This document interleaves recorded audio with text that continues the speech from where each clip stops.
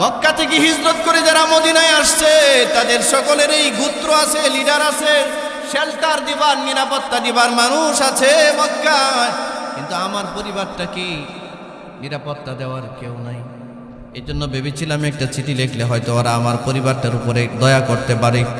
উদ্দেশ্য এটাই, আর কোনো উদ্দেশ্য ছিল না। আল্লাহর রাসূল বললেন, সাদাকাতা, তুমি সত্য কথাই বলেছ, যা বলেছ তাই আল্লাহ আমাকে জানিয়েছে। তারপরে হযরত ওমর দাঁড়ায় গেছে, হুজুর হবে না, মুসলমানদের গোপন কথা, গোয়েন্দা মুসলমানদের গোপন তথ্য যারা কাফেরদের কাছে প্রচার করে, জমিনে বাঁচার অধিকার তার নয়, অনুমতি দেন আমাকে, ওর মাথা আমি আলাদা করে ফেলবো। আল্লাহ রাসূল বলেন, ওমর থামো, তুমি কি জানো না হাতিব ইবনে আবি বালতা একজন বদরিন সাহাবী, বদরের যে 313 জন সাহাবী ছিল, এই 313 জনের মধ্যে একজন গুরুত্বপূর্ণ সাহাবীর নাম হাতিব ইবনে আবি বালতা। তুমি কি জানো না এই বদরের যুদ্ধের সাহাবীদেরকে আল্লাহ ক্ষমা করে দিয়েছেন এবং ঘোষণা দিয়েছেন রাদিয়াল্লাহু আনহু ওয়া রাদু আন, আল্লাহ ওই সাহাবীদের উপরে সন্তুষ্ট এবং তারাও আল্লাহর উপরে সন্তুষ্ট, এবং আল্লাহ তাদেরকে জান্নাতি বলে ঘোষণা দিয়েছেন। আল্লাহু আকবার বলেন। সম্মানিত হাজিরিন, গত জুমায় আপনাদের সামনে সূরা মুমতাহিনার কিছু আয়াতের কিছু আলোচনা করা হয়েছিল, কিছু কথা বাকি ছিল, এই কথাগুলো আজকে ইনশাআল্লাহ শেষ করা হবে। ইব্রাহিম আলাইহিস সালাম আমাদের মুসলিম জাতির পিতা। বলেন, মুসলিম জাতির পিতা কে? সবাই বলেন। সমগ্র মুসলিম উম্মার বাবা হলো ইব্রাহিম আলাইহিস সালাম। ইব্রাহিম আলাইহিস সালামের একটা গুরুত্বপূর্ণ সুন্নাহ আমরা পালন করি প্রতি বছর একবার কোরবানির ঈদে, যেমন পশু কোরবানি করা। এই সুন্নতটা কার? পশু কোরবানি করা কোরবানির ঈদে, এই সুন্নতটা কার? এটা মুহাম্মদ সাল্লাল্লাহু আলাইহি ওয়াসাল্লামের সুন্নত নয়, সুন্নতটা ইব্রাহিম আলাইহিস সালামের। ইব্রাহিম আলাইহিস সালামের আরেকটা সুন্নত হলো মূর্তি পূজারীদের সাথে চিরদিনের জন্য সম্পর্ক ছিন্ন করা। খুব খেয়াল করবেন, ইব্রাহিম আলাইহিস সালামের আরেকটা গুরুত্বপূর্ণ সুন্নাহ, মূর্তি পূজক এবং মূর্তি পূজারীদের সাথে আল্লাহ ছাড়া যারা অন্যদের ইবাদত করে এদের সাথে চিরদিনের জন্য শত্রুতা পোষণ করা এবং বিদ্বেষ পোষণ করা। এটা ইব্রাহিম নবীর সুন্নত, যতক্ষণ পর্যন্ত তারা এক আল্লাহর তাওহীদের উপরে ঈমান না আনবে। কথাটা বুঝতে পেরেছেন? এই মর্মে আজকের আয়াতের আল্লাহ তাআলা আলোচনা করছেন। গত জুমায় সূরা মুমতাহিনার 1 নম্বর আয়াত থেকে 4 নম্বর আয়াত পর্যন্ত তেলাওয়াত করেছিলাম, আলোচনা শেষ করতে পারিনি। আজকে 4 নম্বর আয়াত আপনাদের সামনে, এটা নিয়ে আলোচনা হবে। আল্লাহ তাআলা বলেন, বিসমিল্লাহির রহমানির রহিম,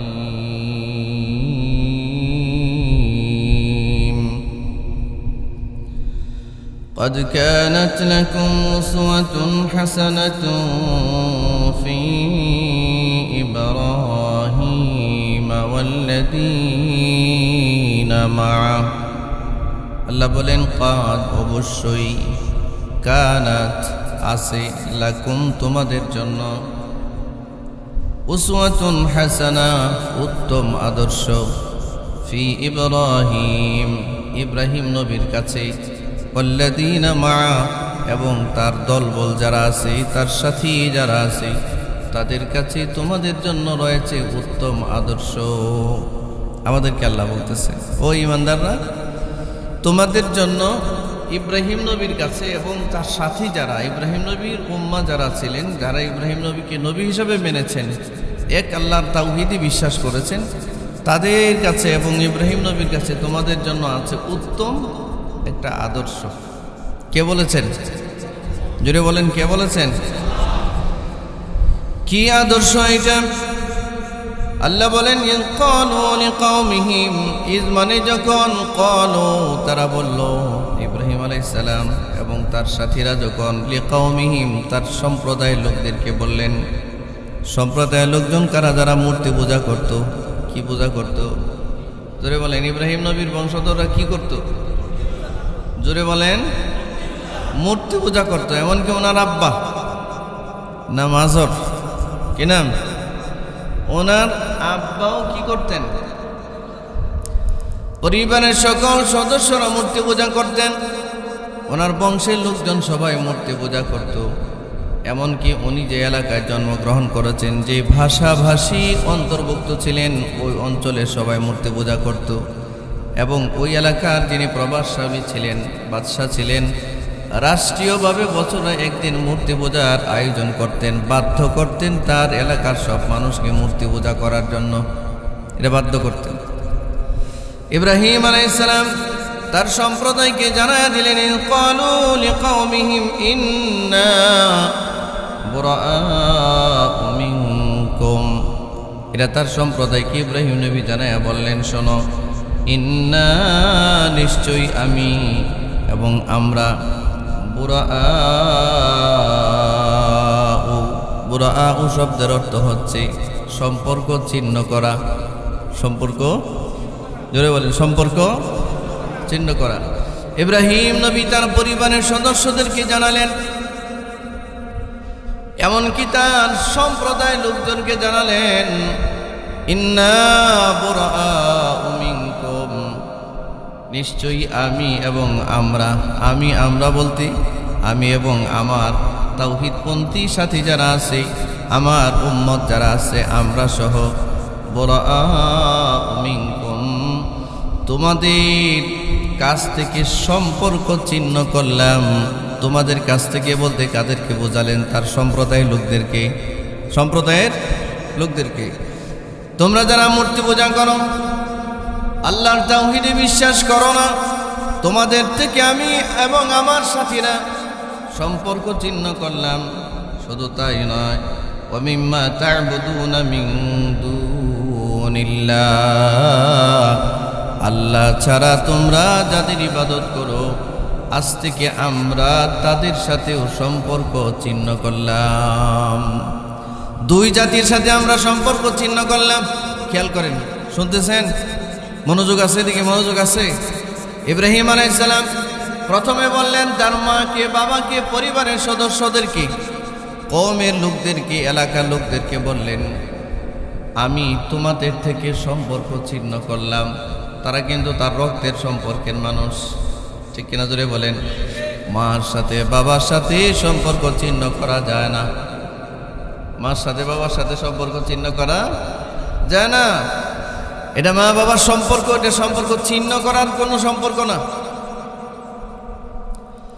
হাদিসের মধ্যে আল্লাহ রাসূল বলেন, রক্তের সম্পর্ক যারা ছিন্ন করে, আল্লাহ তার সাথে সব ধরনের সম্পর্ক ছিন্ন করে। মান কাতাআনি কাতাআহুল্লাহ, যে রক্তের সম্পর্ক ছিন্ন করে দেয়, আল্লাহ তার সাথে সব সম্পর্ক ছিন্ন করে দেয়। ওমান ওয়াসালানি ওয়াসালাহুল্লাহ, যে রক্তের সম্পর্ক জোড়া লাগায়, আল্লাহ তার সাথে সব সম্পর্ক জোড়া লাগায়। সুবহানাল্লাহ বলেন না? মুখ দিয়ে আওয়াজ নেই কি? জোরে বলেন সুবহানাল্লাহ। আমাদের দেশের সম্পর্কের হালত দেখে কি অবস্থা, ভয়ানক অবস্থা, ভয়ানক অবস্থা। একই মসজিদে নামাজ পড়ে, একই ইমামের পেছনে নামাজ পড়ে, দুইজনেই হাজি, এক মার পেটের ভাই, এক মার পেটের ভাই, এক মার পেটের, একই রাস্তায় যাতায়াত করে, মসজিদে যায় আসে, একই ইমামের পেছনে নামাজ পড়ে। 20 বছর পর্যন্ত একজন আরেকজনের সাথে কথা বলে না। নাই? এরকম নাই? কিরে ভাই, এরকম সম্পর্ক নাই আমাদের সমাজে? এই লোক মনে করে হজ করা ফরজ, কিন্তু ভাই ভাইয়ের সম্পর্কটা টিকিয়ে রাখা, এটা যে গুরুত্বপূর্ণ একটা ইস্যু, এটা জানে না। গ্রাম এলাকায় গিয়ে দেখেন, মাকে বাবাকে জায়গা দিছে, গরু ছাগল যেখানে বাস করে, গরু ছাগলের সাথে ছোট্ট একটা টিন দিয়ে বেড়া দিয়ে একটু জায়গা করছে, ওখানে মাকে বাবাকে থাকতে দিয়েছে। ঠিক আছে কিনা? এমন দৃশ্য কি গ্রাম অঞ্চলে দেখা যায় না? এ ভাই আপনারা কথা বলেন না দেখি, গ্রাম অঞ্চলে দেখা যায় না? মাকে বাবাকে জায়গা দিছে কোথায়? গরুর গোয়ালের সাথে গরুর ঘরে 2 লাখ টাকার মহিষ নিয়া 1 লক্ষ টাকার গরু নিয়া বাবার মাজারে চলে গেছে, মান্নত করছে বাবার মাজারে 2 লাখ টাকা দিয়ে মহিষ দিতে পারে, কিন্তু বছর যায় মাস যায়, মার মুখে 1 টুকরা গরুর গোশত উঠাইয়া দিতে পারে না। জিজ্ঞাসাও করে না, বাবাকে জিজ্ঞাসাও করে না, মাকে জিজ্ঞাসাও করে না, মা কেমন আছো তুমি, মা শরীরটা ভালো আছে কিনা তোমার। মার পাশে বসে কোনোদিন মার কপালের মধ্যে হাত দিয়া দেখে না শরীর সুস্থ না অসুস্থ। অথচ এই সন্তান অসুস্থ হইলে মা পেরেশান, বাবা পেরেশান, কোথায় যাবে। রাত্রে 3টা বাজে না 4টা বাজে, অন্ধকার, কেউ নাই, গাড়ি নাই, ঘোড়া নাই, সন্তান রে কোলের মধ্যে নিয়ে, গাড়ির মধ্যে নিয়ে বাবা মা ছুটছে, অন্ধকার রাত, ডাক্তারের কাছে যাবে, কথা বলেন না কেন। যে মা তার বাবার জন্য, যে মা আর বাবা তার সন্তানের জন্য এতটুকু করতে পারে, আর এই সন্তান দুনিয়ার মোহের মধ্যে পড়ে, তার দুনিয়ার ব্যস্ততার মধ্যে পড়ে, মার যায় বছর যায়, মার পাশে বসতে পারে না, মার শিওরের পাশে বসে যে মাকে একটু জিজ্ঞাসা করবে মা কেমন আছো, শরীরে হাত দিবে, বাবার কপালটা একটু হাত দিয়া দেখবে, এইটা দেখার সুযোগ তার হয় না। কিরে ভাই নাই, কথা বলেন নাই, সমাজে নাই। আমাদের সবচেয়ে দুরবস্থা, আমাদের যেটা বর্তমান সময়ে আমাদের সবচেয়ে দুরবস্থা হচ্ছে একদম নিজেদের আত্মীয় স্বজনদের মধ্যে সম্পর্ক ছিন্ন করা, ঠিক না? এটা ভয়াবহ এক পরিণতি আমাদের জন্য ডেকে আনতেছে। হ্যাঁ, আপনারা বলবেন হুজুর নিজেরা কতটুকু সম্পর্ক রাখা যায়।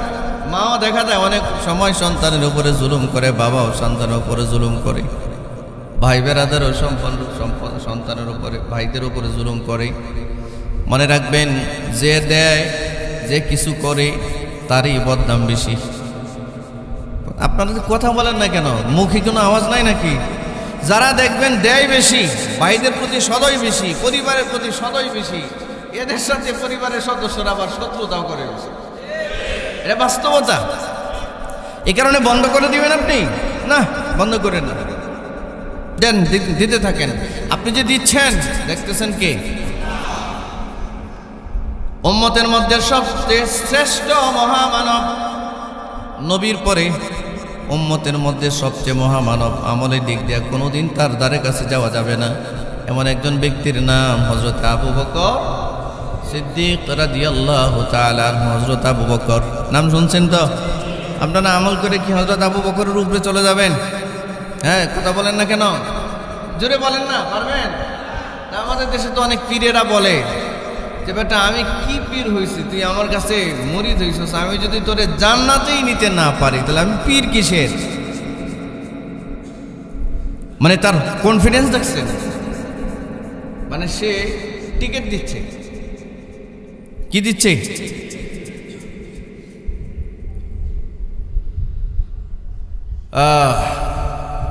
আল্লাহ কাকে জান্নাত দিবেন, কাকে দিবেন না, এটা পুরোটা কার উপর নির্ভর করে? এভাবে কথা বলা যায় না। কোনো পীর যদি কোনো মুরিদকে বলে যে আমি কিসের পীর হইলাম, তোরে যদি জান্নাতে নিতে না পারি, তা আপনার আর কোনো দলিল প্রমাণ লাগবে না, আপনি সুস্পষ্ট বলবেন যে আপনি একজন ভণ্ড পীর। বলেন আপনি একজন, সবাই বলেন আপনি একজন ভণ্ড পীর। আপনার নিজেরই তো ঈমান নিয়ে মরার কোনো সিউরিটি নাই, আপনি নিজেই তো জান্নাতে যাবেন না জাহান্নামে যাবেন জানেন না। পৃথিবীর প্রতিটা মানুষ ভয়ে আছে। যাই হোক, হযরত সিদ্দিক আকবর, হযরত আবু বকর বহু মানুষই জীবনে সহযোগিতা করেছেন। এর মধ্যে 2 জন গোলাম ছিল, গোলাম, একটা মহিলা একটা পুরুষ, মদিনার বাসিন্দা। প্রতি মাসে মাসে হযরত আবু বকর এদেরকে টাকা দিতেন, প্রতি মাসে মাসে।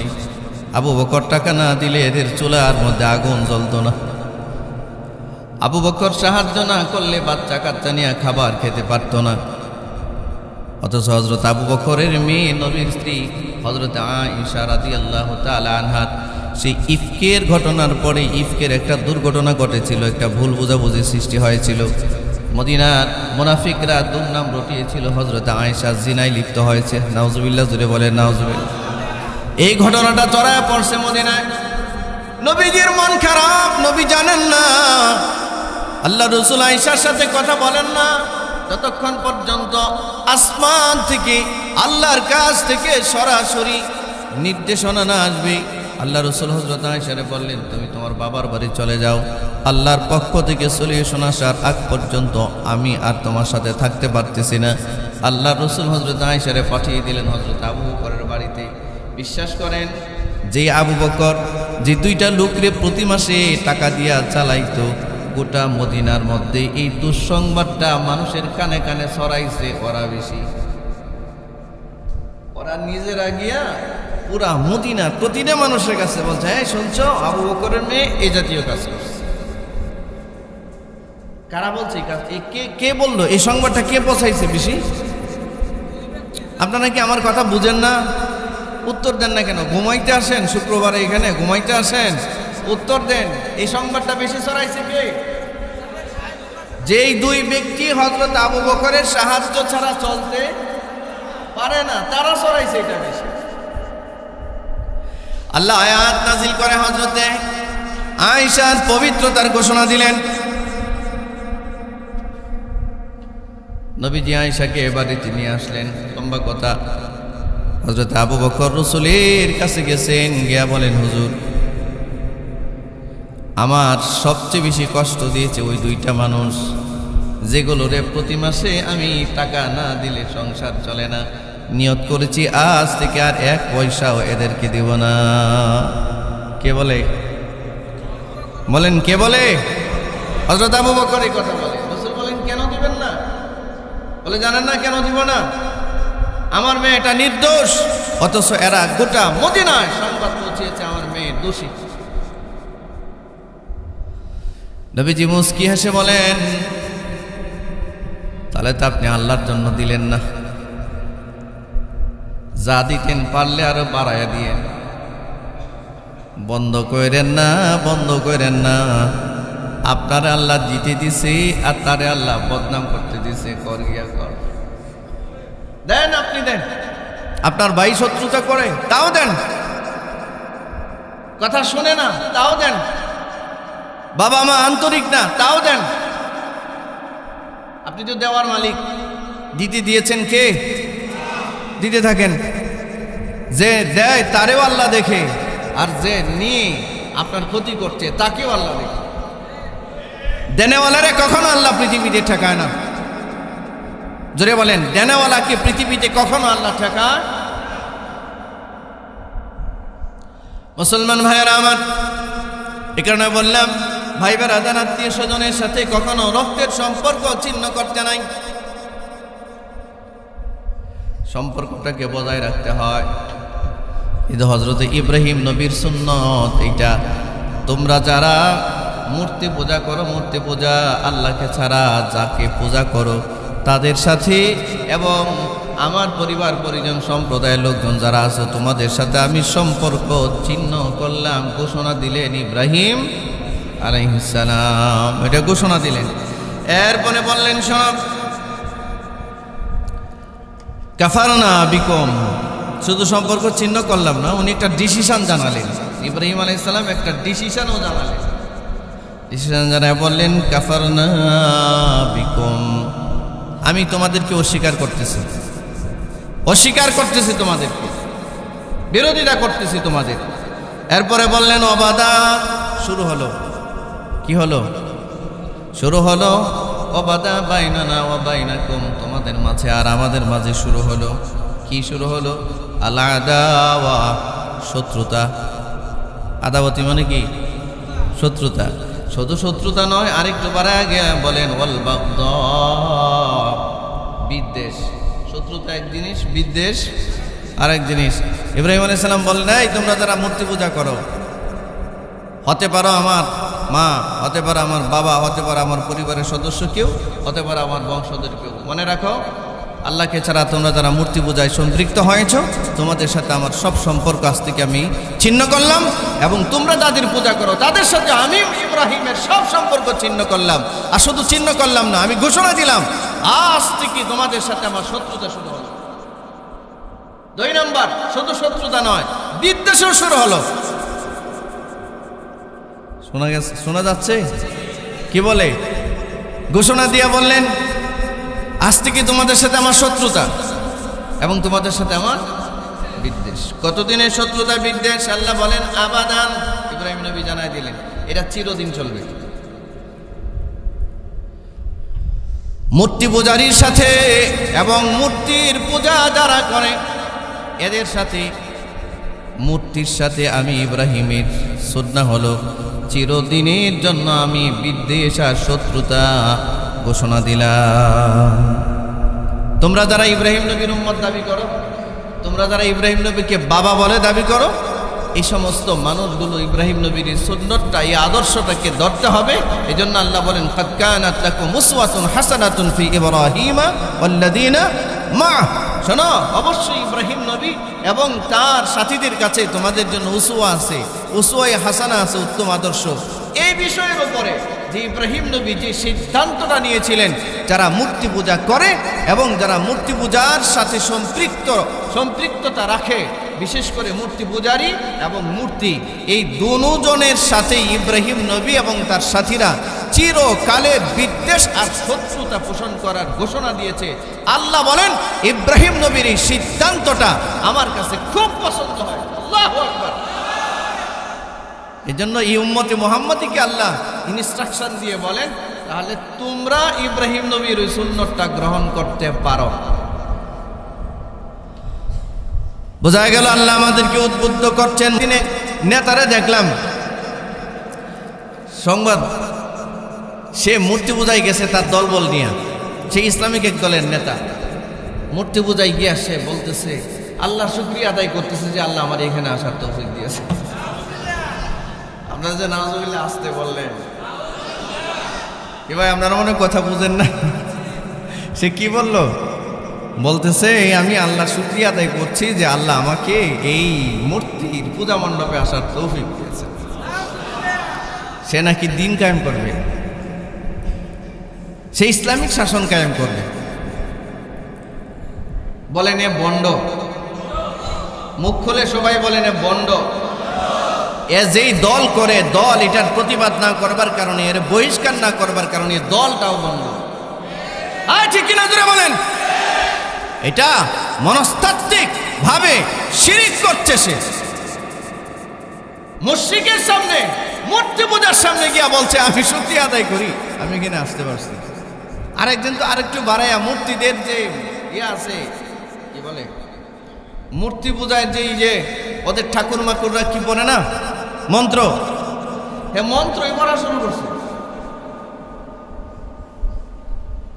সে মন্ত্র পড়া শুরু করছে। আল্লাহ রসুল যদি মুনাফিকগুলোর দেখতো, নবীজি বলতো যে এটা মুসলিম সমাজে বসবাস করার কোনো মানুষ না, এটা বের করে দাও। এর শরীর থেকে কাপড় চোপড় খোলো, মুসলমানদের ড্রেস খোলো, এর মূর্তি পূজায় অংশগ্রহণ করতে বলো। এর সাথে মুসলমানদের কোনো সম্পর্ক নাই। তাওহীদের সাথে শিরকের কোনো সম্পর্ক, জোরে বলেন তাওহীদের সাথে শিরকের ন্যূনতম কোনো সম্পর্ক। জোরে বলেন তাওহীদ। তাওহীদ, তাওহীদের রাস্তা হলো জান্নাত, আর শিরকের রাস্তা হলো, জোরে বলেন শিরকের রাস্তা কোথায়?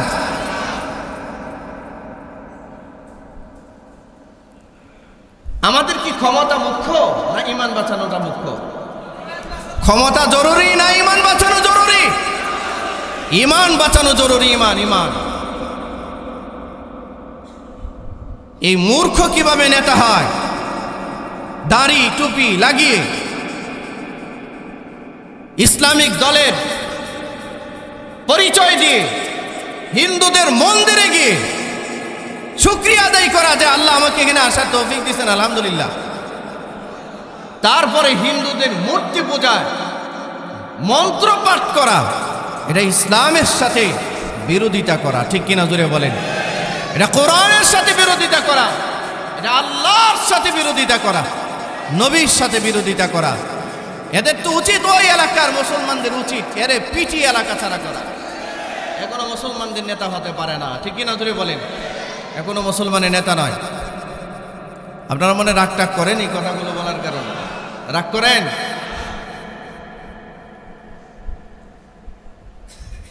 কোন কথাটা বলবো কোনটা বলবো না এটাও তো আল্লাহ আমাদেরকে শিখিয়ে দিয়েছেন, ঠিক কিনা?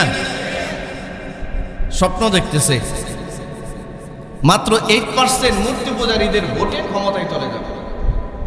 মনে করছে মূর্তি পূজায় গিয়া রোজা আর পূজা আর মন্ত্রতন্ত্র পাঠ করলে আমাদের দাদা বাবুরা আমাদের উপরে খুশি হবে। হ্যাঁ, কোরআন মাজিদে আল্লাহ বলেন, ওই যে এর আগের আয়াতটা আপনারা শুনছেন,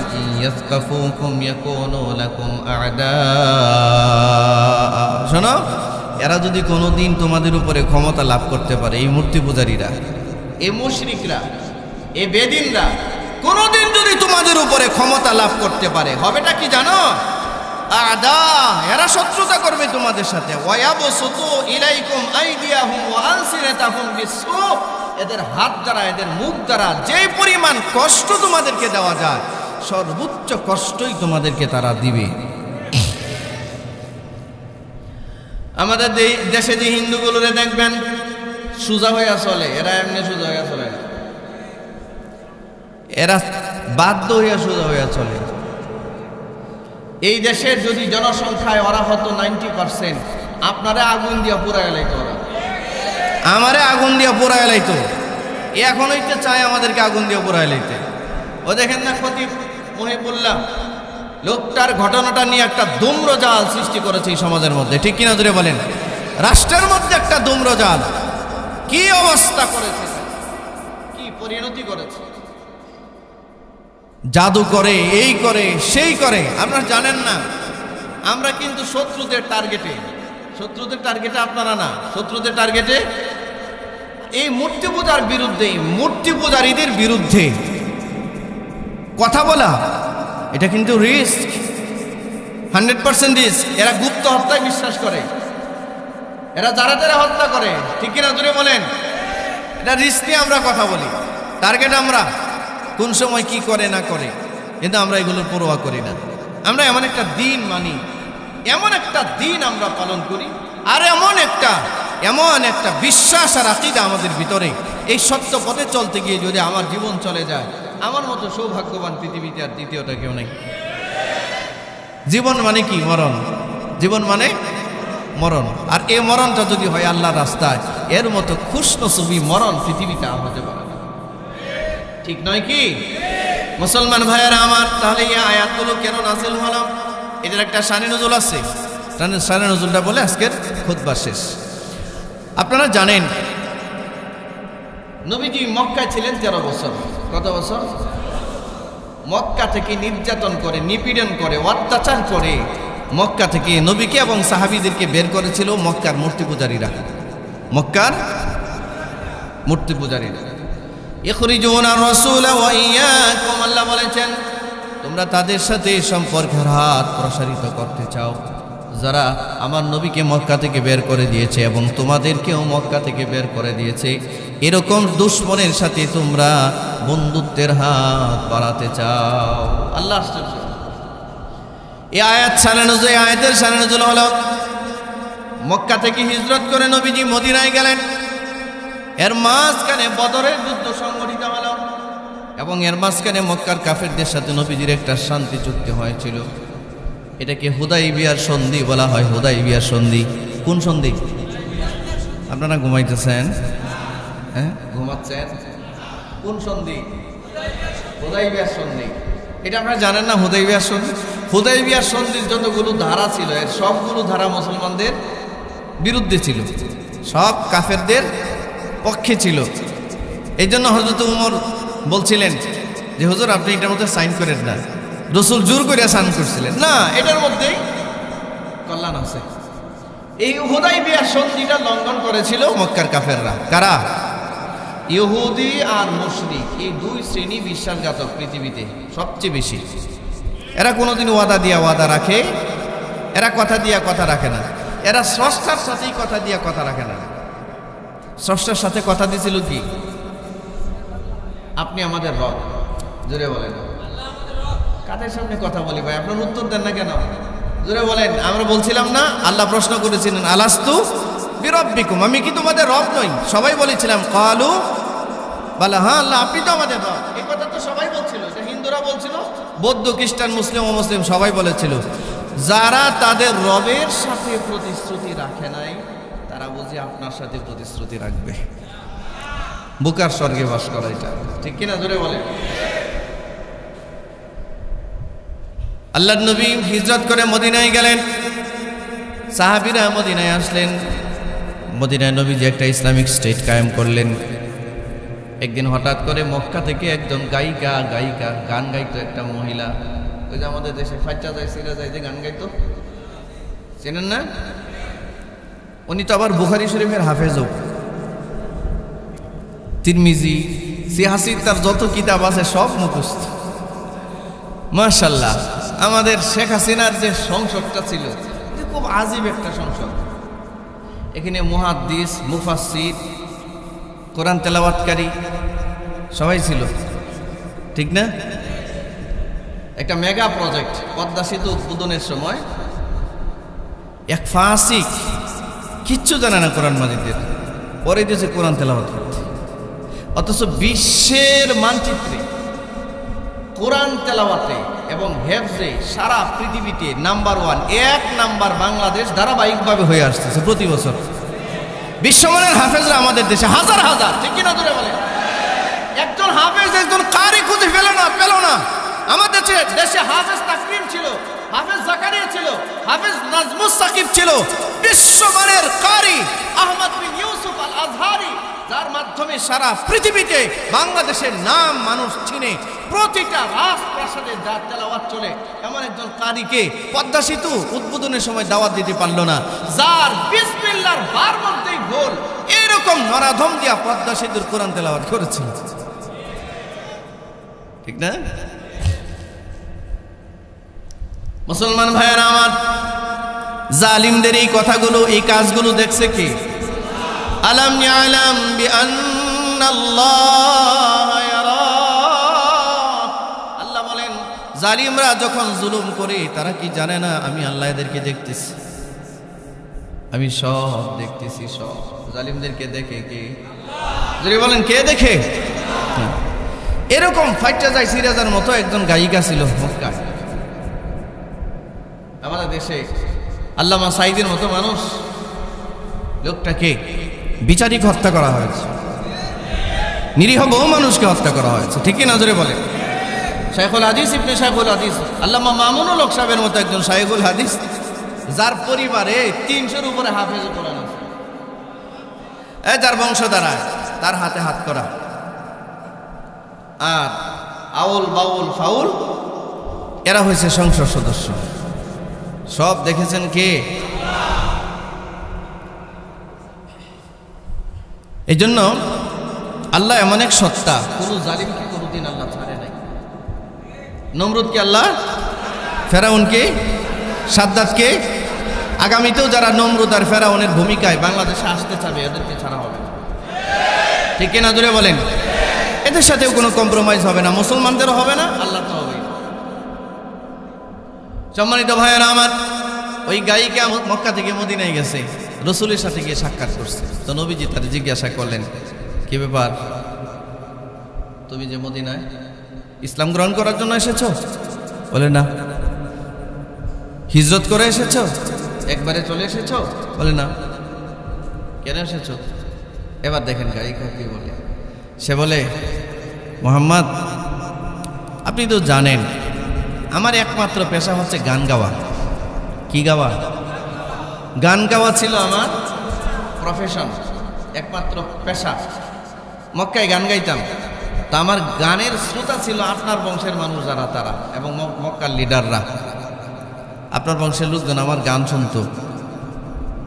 এখন আপনি চলে আসছেন, আপনার সাথে বাকি যারা আছে তারাও চলে আসছে। আর বাকি যে 2-4টা জীবিত ছিল, আবু জাহেল, উতবা, সাইবার মতো বড় লোকরা, যারা আমার গান শুনতো আর কি, আপনারা চলে আসার পরে, এগুলোতে বদরের মাঠে আপনি একদম সাফা করে দিয়েছেন। সাফা মনে হয় বুঝেন না কি? শহীদ আবু জাহেল যদি শহীদ ছিল, জোরে বলেন আবু জাহেল মরছে কোথায়? আমরা এটাও জানেন না। কোথায় মারা গেছে? বদরে। বদরে কোথায় মারা গেছে? আবু জাহেল বদরে মারা গেছে। বড় বড় মক্কার লিডাররা মারা গেছে বদরে।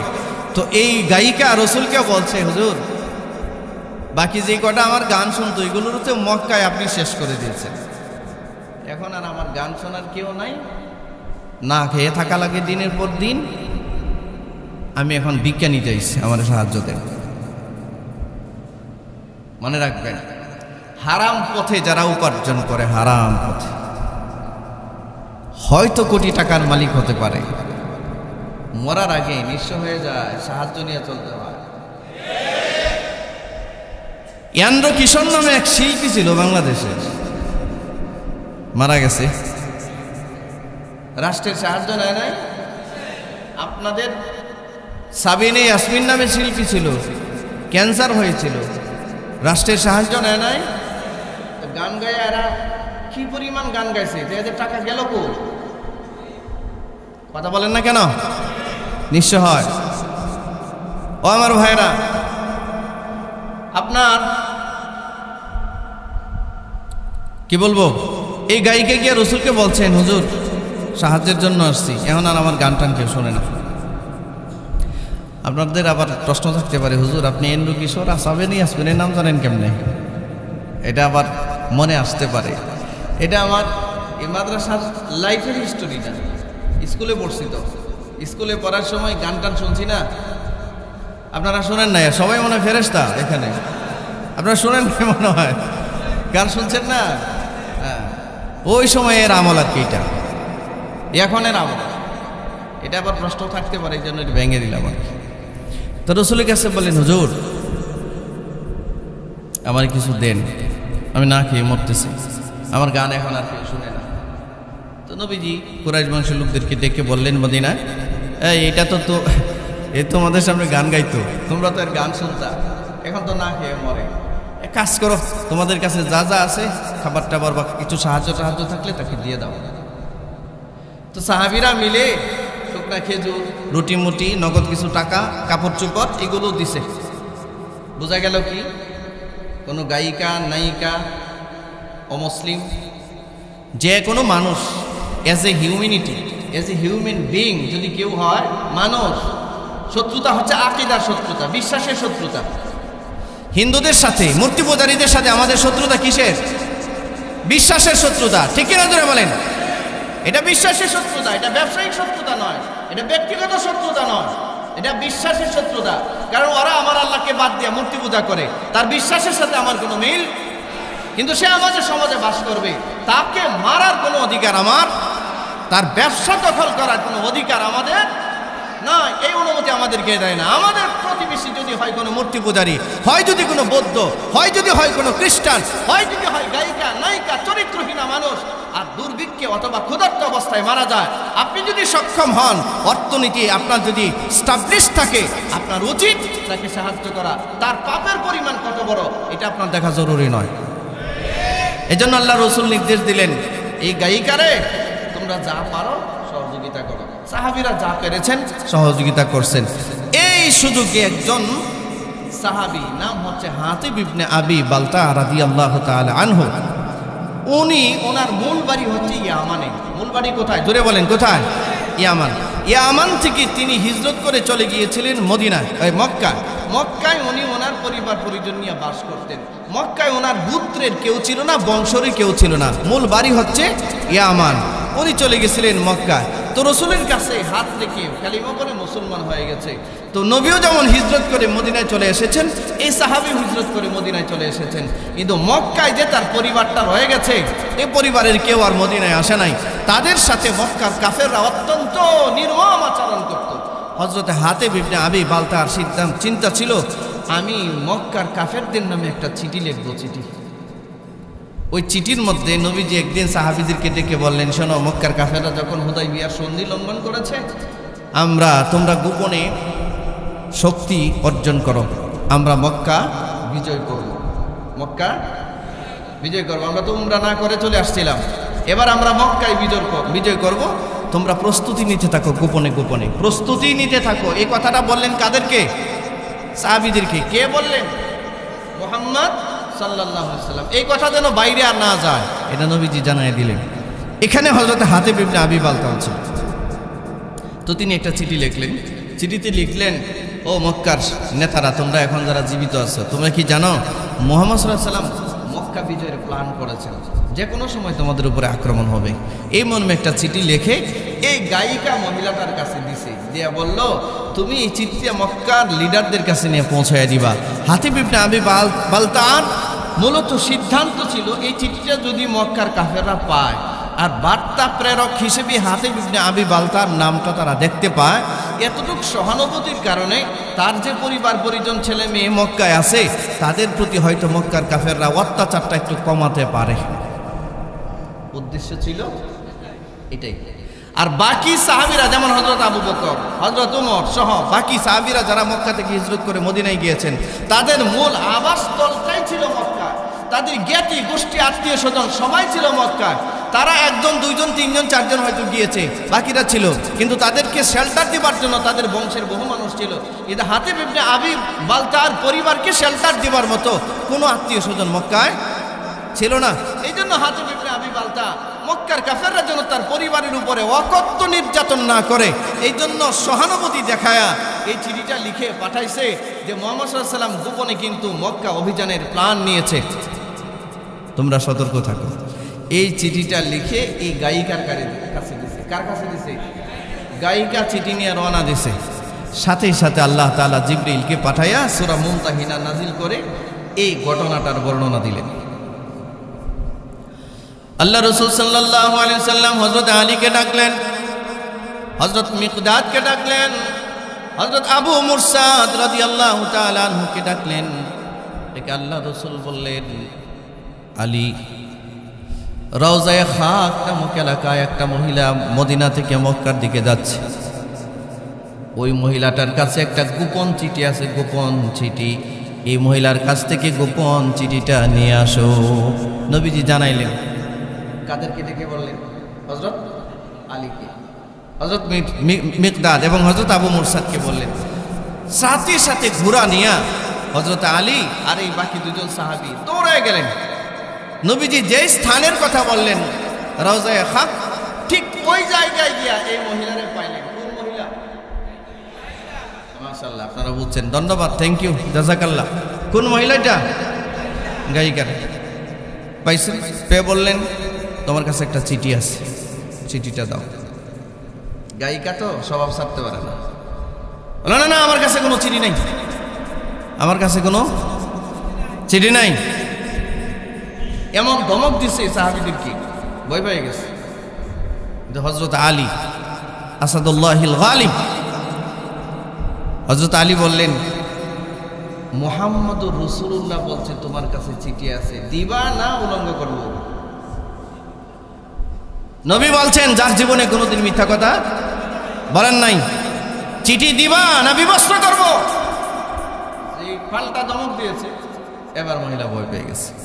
ভয় পেয়ে চুলের যে কুপা আছে, আরে মহিলাদের যে বুদ্ধি, সুবহানাল্লাহ, মানে সার্চ করে পাবে এরকম সিস্টেমই নাই।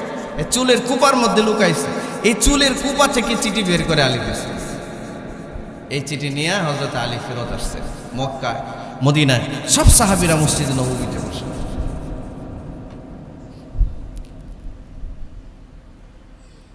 আল্লাহ রাসূলের কাছে চিঠি নিয়ে আসছে।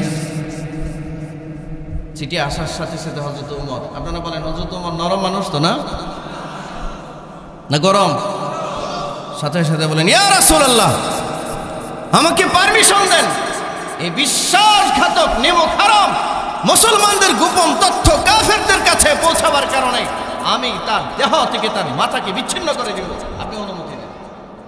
আল্লাহ রাসূল বললেন, ওমর, অন্তত আত্মপক্ষ সমর্পণের একটা সুযোগ তো দিতে হবে, ডাকো তাকে। সাহাবী হযরত হাতিব ইবনে আবি বালতা, নামটা বলেন, হাতিব ইবনে আবি বালতা, বলেন না, মানে এই নাম মুখস্থ করবেন কেন? মুখস্থ করবেন নায়িকাদের নাম, নায়কদের নাম, খেলোয়াড়দের নাম, ঠিক না? কিন্তু এই জান্নাতি সাহাবীর নাম মুখস্থ রাখবেন না। বলেন, মুখস্থ করেন, বলেন হাতেব ইবনে আবি বালতা রাদিয়াল্লাহু তাআলা আনহু, এটা মুখস্থ রাখবেন। এই জান্নাতি মানুষগুলোর নাম মুখস্থ রাখবেন। বলা যায় না কিয়ামতের দিন কারে ডাক দিয়ে বসবেন। হাতেব ইবনে আবি বালতা রাদিয়াল্লাহু তাআলা আনহুকে ডাকানো হলো। আল্লাহ রাসূল জিজ্ঞাসা করলেন, হাতেব, এই চিঠিটা তুমি লিখেছো? বলে, জি হুজুর। কেন লিখেছো? বলে, হুজুর, অস্থির হবেন না, আপনার সাহাবীদেরকে অস্থির হতে না করেন, অস্থির হয়ে আমার উপরে যেন কোনো আক্রমণ করে না অবশ্য। ওই মালিকের কসম, যে মালিক বান্দার হৃদয়ের খবর রাখে, বিন্দু পরিমাণ আমার ইমানে কোনো ঘাটতি নাই। আমি চিঠি লিখেছি, এটাও সত্য কথা, আর আমি এটাও মনে করি মক্কা বিজয় করবেন আপনি, আপনারে কেউ প্রতিরোধ করতে পারবে না, এটাও সত্য কথা। চিঠি লেখার কারণ হলো, ইয়া রাসূলুল্লাহ, মক্কা থেকে হিজরত করে যারা মদিনায় আসছে তাদের সকলের এই গোত্র আছে, লিডার আছে, শেল্টার দিবার, নিরাপত্তা দিবার মানুষ আছে মক্কায়, কিন্তু আমার পরিবারটা কি নিরাপত্তা দেওয়ার কেউ নাই। এই জন্য ভেবেছিলাম একটা চিঠি লিখলে হয়তো ওরা আমার পরিবারটার উপরে দয়া করতে পারে। উদ্দেশ্য এটাই, আর কোনো উদ্দেশ্য ছিল না। আল্লাহর রাসূল বললেন, সাদাকাতা, তুমি সত্য কথাই বলেছো, যা বলেছো তাই আল্লাহ আমাকে জানিয়েছে। তারপরে হযরত ওমর দাঁড়ায় গেছে, হুজুর হবে না, মুসলমানদের গোপন কথা, গোয়েন্দা মুসলমানদের গোপন তত্ত্ব যারা কাফেরদের কাছে প্রচার করে, জমিনে বাঁচার অধিকার তার নয়, অনুমতি দেন আমাকে, ওর মাথা আমি আলাদা করে ফেলবো। আল্লাহ রাসূল বলেন, ওমর থামো, তুমি কি জানো না হাতিব ইবনে আবি বালতা একজন বদরের সাহাবী, বদরের যে 313 জন সাহাবী ছিল, এই 313 জনের মধ্যে একজন গুরুত্বপূর্ণ সাহাবীর নাম হাতিব ইবনে আবি বালতা। তুমি কি জানো না এই বদরের যুদ্ধের সাহাবীদেরকে আল্লাহ ক্ষমা করে দিয়েছেন এবং ঘোষণা দিয়েছেন রাদিয়াল্লাহু আনহু ওয়া রাদু আন, আল্লাহ ওই সাহাবীদের উপরে সন্তুষ্ট এবং তারাও আল্লাহর উপরে সন্তুষ্ট, এবং আল্লাহ তাদেরকে জান্নাতি বলে ঘোষণা দিয়েছেন। আল্লাহু আকবার বলেন। সাথে সাথে হযরত ওমরের তলোয়ার নিচে পড়ে গেছে আর চিৎকার করে কান্না শুরু করেছে। মূলত এই আয়াতগুলো নাজিল হওয়ার প্রেক্ষাপট ছিল এইটা। এজন্য আল্লাহ বলেন, ইয়া আইয়ুহাল্লাযীনা আমানু, হে ঈমানদাররা, ইয়া আইয়ুহাল্লাযীনা আমানু, হে ঈমানদাররা, লা তাত্তাখিযু, গ্রহণ করবা না, আদুওয়ি ওয়া আদুওয়াকুম, আমার শত্রু এবং তোমাদের শত্রু। মক্কার কাফেররা কার শত্রু আর কাদের শত্রু? সাহাবীদের শত্রু, ঈমানদারদের শত্রু। এদের সাথে বন্ধুত্বের হাত বাড়ায়ও সিদ্ধান্ত দিয়েছেন কে? তাহলে এই আলোচনাটায় আমাদের মেসেজ আছে কিনা, শিক্ষা আছে কিনা? মূর্তি পূজায় গিয়া প্রশংসা করব, টাকা টোকা দিব, ভোটের জন্য গিয়া মন্ত্রপাঠ করব, হ্যাঁ, এগুলো সম্পূর্ণ হারাম। যদি বলেন সম্পূর্ণরূপে হারাম। মূর্তি পূজার সাথে, মূর্তি পূজারীদের সাথে এবং মূর্তিকে যারা সমর্থন করে তাদের সাথে আমাদের ন্যূনতম কোনো সম্পর্ক নাই নাই নাই। এই মূর্তি পূজারীরা, এই ইহুদিরা মুসলমানদের বন্ধু কোনোদিন হতে পারে নাই, কোনোদিন হতে পারবে না, এটা জানায় দিয়েছেন কে? আচ্ছা, ওই যে ইসরায়েলের সাথে যে একটা চুক্তি করছিল যুদ্ধবিরতির, ইসরায়েল চুক্তি মানছে? আপনারা বলেন চুক্তি মেনেছে? যেদিন চুক্তি হয়েছে সেদিনে আমি খুতবায় বলেছি এরা চুক্তি মানবে, এরা নবীর সাথে চুক্তি মানে নাই, আর আপনি আর আমি সলিমুদ্দিন কলিমুদ্দির সাথে ওরা চুক্তি মানবে, এটা হতে পারে? ওমা আলাইনা ইল্লাল বালাগ। যারা কাবলাল জুমা পড়েন নাই, কাবলাল জুমা পড়েন।